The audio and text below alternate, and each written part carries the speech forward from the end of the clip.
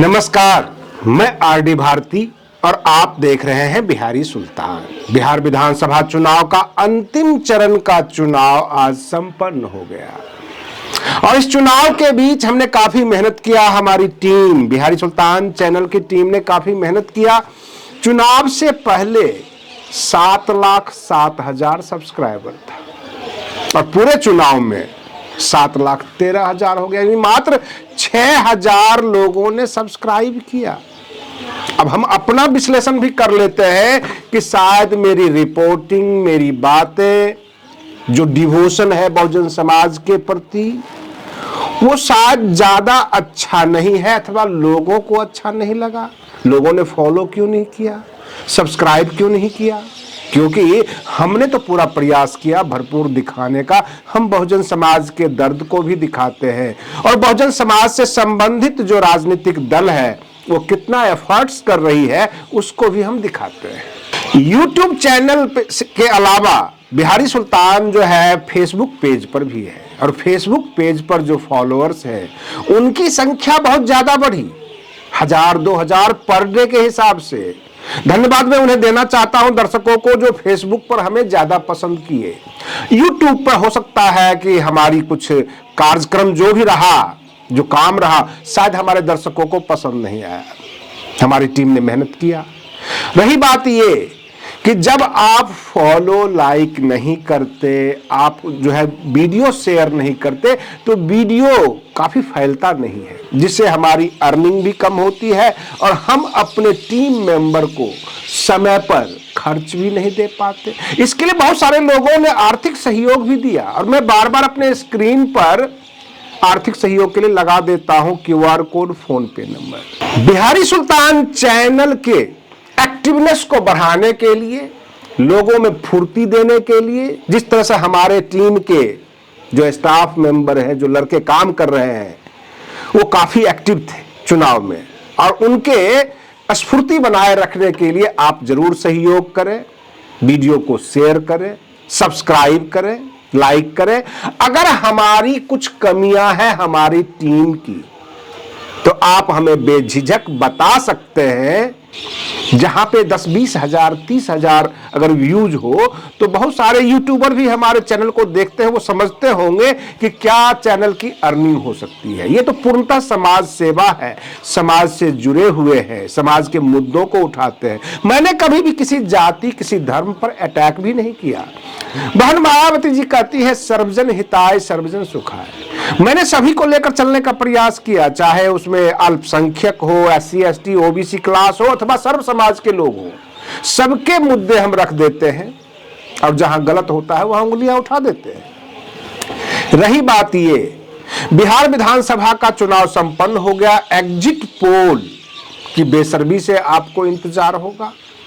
बहुत सारे कार्यकर्ता, पार्टी वाले अपनी दमखम से बोलते हैं कि हमारी पार्टी को इतनी सीट आ रही है, हमारी पार्टी को इतनी आ रही है, लेकिन हमारे चैनल पे पश्चिम बंगाल से लेकर दिल्ली तक, उड़ीसा, कश्मीर तक हर किसी की नजर थी बिहार विधानसभा चुनाव पे। बाहर से भी लोग देखते हैं, विदेशों से भी देखते हैं।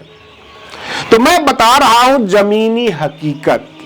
हमने कार्यकर्ताओं के मनोबल को देखा, मनोबल बढ़ाने के लिए काफी पीठ ठोका ताकि आप आगे बढ़े। लेकिन बिहार विधानसभा का चुनाव का जो सिनेरियो बना है, अब तो हो गई है चुनाव, 14 तारीख को रिजल्ट आएगा।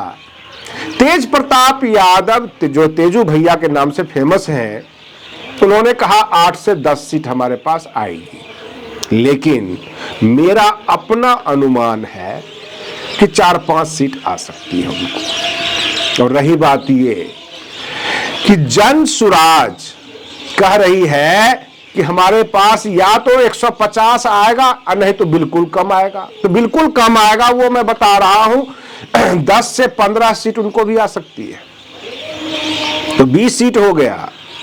और 10 से 15 के बीच बहुजन समाज पार्टी को भी आ सकती है। हमने 40-50 का आंकड़ा लिया, लेकिन वहां पर वोट परसेंटेज बहुत ज्यादा बढ़ेगा, लेकिन वह जीत में भी कन्वर्ट हो जाएगा। यह कहना मुश्किल है, इसलिए 10 से 15 पे मैं टिका रहा हूं बहुजन समाज पार्टी को कि इससे ज्यादा नहीं आएगी, इससे कम आनी भी नहीं चाहिए, क्योंकि पूरी मजबूती से चुनाव लड़ा गया है, कोई हेराफेरी ना हो तो 10-15 सीट। अब सवाल ये उठता है कि 40 सीट निकल गया, बचता है 203 सीट। 203 सीट में महागठबंधन के हिस्से में 90 से 95 मैक्सिमम चला जाएगा और एनडीए के हिस्से में मैक्सिमम 108 चला जाएगा। जी मैं मैक्सिमम की बात कर रहा हूं। ये जदयू की अपेक्षा, भाजपा की अपेक्षा जदयू मजबूत हुई है, भाजपा 40-50 सीट पर सिमट सकती है और राजद भी 2020 की तरह नंबर 1 पार्टी नहीं बनने वाली है। रही बात ये, बाकी दलों के वोट परसेंटेज बढ़ेंगे और इस बार वीआईपी पार्टी ने महागठबंधन में ज्यादा सीटें ली थी। पिछली बार भी वाम दल ने ज्यादा अच्छा स्कोर किया था कांग्रेस के बनिस्बत पर। अब ये 10-15 सीट जो बसपा के पास आ रहा है, यहां पर एक पेच यह फंसता है कि 10-15 जनसुराज के पास भी आ रहा है। जनसुराज हो सकता है कि उनके विधायक एनडीए की तरफ बढ़ जाए, लेकिन एनडीए की तरफ अगर बढ़ भी जाते हैं तब भी बहुमत का आंकड़ा नहीं छुएगा।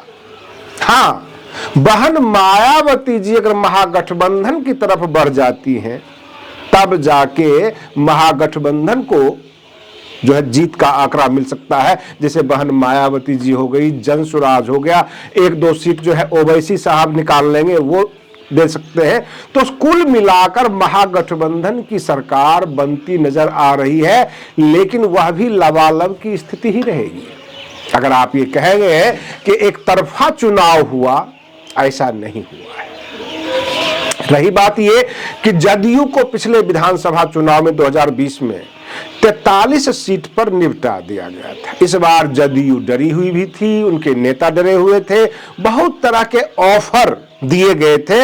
आज भी महिलाओं में आपस में झगड़े हो रहे हैं, किसी को 10,000 मिला, किसी को नहीं मिला, तो कब मिलेगा, ये झगड़े शुरू है। रही बात ये कि चुनाव आयोग कमजोर पार्टी, पैसे से कमजोर, अथवा राज्य में उनके पकड़ नहीं है, किसी राज्य में उनकी सरकार नहीं है, तो ऐसे पार्टी को ज्यादा दबोचती है। जैसे कि बसपा के कार्यकर्ता हो गए, ये जनसुराज के हो गए, जनतांत्रिक जनता दल के कार्यकर्ता हो गए, इन लोगों के साथ सख्ती से पेश आई। जो बड़े दल वाले हैं उनमें थोड़ी सी भेदभाव किया गया कि भाजपा को खुली छूट दी गई, राजद वाले को दबोच लिया गया। इस तरह का भेदभाव देखा गया है। प्रशासन केवल जदयू के सीट पर ही सक्रिय नजर आई।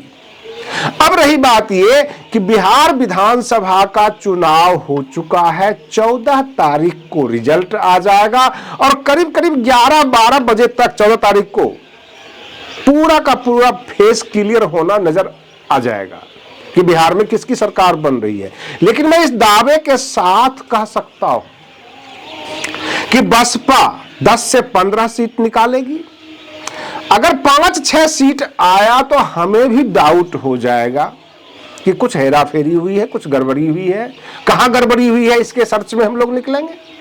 रही बात ये कि बहन मायावती जी चुनाव तक ही नहीं रुकी, यहां पर प्रचार करने के बाद फटाफट चंडीगढ़, पंजाब और हरियाणा की मीटिंग ले ली। इतनी एक्टिव तो कभी बहन मायावती जी को देखा ही नहीं गया था कि बिहार का चुनाव खत्म नहीं हुआ और पंजाब का पूरा जो है, हरियाणा और चंडीगढ़ का मीटिंग ले लेना, उससे पहले पश्चिम बंगाल और उड़ीसा के लिए मीटिंग ले लेना और झारखंड के लिए, और वहां पे व्यक्ति को लगा देना। आखिर बसपा भाजपा की तरफ पूरे देश पर राज करने की तैयारी है, पूरे देश में हर राज्य में मजबूती चाहती है। बहन मायावती जी इससे पहले इतनी एक्टिव नहीं थी। और रही बात ये कि जो बसपा के नेता है, जो कार्यकर्ता है, जो बड़े नेता है, वो इतना एक्टिव कभी नहीं दिखे। हो सकता है कि बहन मायावती जी अस्वस्थ रह रही हों और इसलिए वो ध्यान नहीं दे रही थी, अथवा उनको ये लगता है कि अगर पश्चिम बंगाल में भी एक्टिव कर देते हैं, वहां भी बसपा का है जोर पकड़ लेगा, बिहार में जैसे पकड़ लिया तो चारों तरफ से बसपा का मैसेज आना शुरू हो जाएगा और उत्तर प्रदेश का चुनाव जीतना आसान हो जाएगा। कुल मिलाकर मैं तो ये मान के चल रहा हूं कि पिछले 10 सालों से बहुजन समाज पार्टी केवल जमीनी कार्यकर्ताओं के वजह से चल रही थी। जो टॉप लीडरशिप है बसपा का वो एक्टिव नहीं था, क्योंकि हर रोज प्रेस विज्ञप्ति, हर रोज मीटिंग, और रही बात यह कि बिहार विधानसभा का चुनाव जिस मुस्तैदी से लड़ा गया, जितने नेशनल कोऑर्डिनेटर उतारे गए, जितनी रैलियां हुई, बहन मायावती जी खुद इंटरेस्ट ले रही थी, आकर प्रोग्राम दिया। 2020 में ऐसा नहीं हुआ था और इसलिए बिहार में 2020 में मात्र एक विधायक निकला था, जमा खान। इस बार एक का मामला नहीं है। और रही बात ये, अगर कोई दल चाहे वो एनडीए हो अथवा महागठबंधन हो, एकाध सीट से बहुमत में आ भी जाता है और उस वक्त भी बसपा 10 या 15 की संख्या में रहेगा विधायक लेके, तब भी तो सरकार के ऊपर टाइट ही रहेगा, विपक्ष तो मजबूत ही रहेगा। तो ये सरकार जो है, बिहार सरकार आने वाली है, कि काफी कमजोर नजर आएगी और बहन मायावती जी और बहुजन समाज पार्टी काफी मजबूत नजर आएगी, ऐसा देखने को लग रहा है। करीब दिन में 3 बजे तक 66% मतदान हो चुका था, जो हमने वहां से रिपोर्ट लिया है। और इस बार लोगों ने बढ़ चढ़कर चुनाव में मतदान में हिस्सा लिया। ये बदलाव के संकेत हैं और बदलाव बड़ी होनी है। रही बात ये, टेक्निकल टीम थंबनेल क्या लगाता है, न्यूज क्या बनता है, ये उनका डिपार्टमेंट है। हम खुद बहुजन समाज के बीच जाते हैं। इस चुनाव के बाद हमें पश्चिम बंगाल के जो भी SC ST क्लास है उनको देश से जोड़ना है। उनकी भाषा बांग्ला है और वो केवल पश्चिम बंगाल तक ही उनकी सिसकियां रहती है। इस बार मेरी कोशिश होगी कि बंगाल को पूरे देश से जोड़ दे, पूरा देश देखे, केवल टीएमसी और भाजपा में बंटकर और बड़े नेताओं की आवाज सुनकर लोग ना रह जाए। आज के लिए बस इतना ही। आप बने रहिए बिहारी सुल्तान चैनल पर। हम फिर मिलते हैं अगले वीडियो में, तब तक के लिए धन्यवाद।